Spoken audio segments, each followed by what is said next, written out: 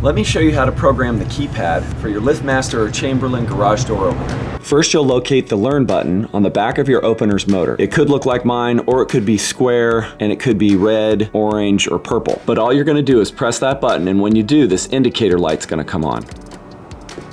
With the button pressed and the indicator light on, you're gonna come down here to your keypad, you're gonna press a 4-digit code, and you're gonna press and hold enter. For our purposes, we're gonna use the code 1, 2, 3, 4. Press and hold enter.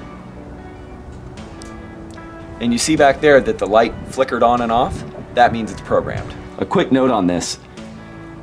These sensors send a signal to each other across here, and if you're blocking that signal while you're trying to program the remote, the opener won't accept it. And that's it.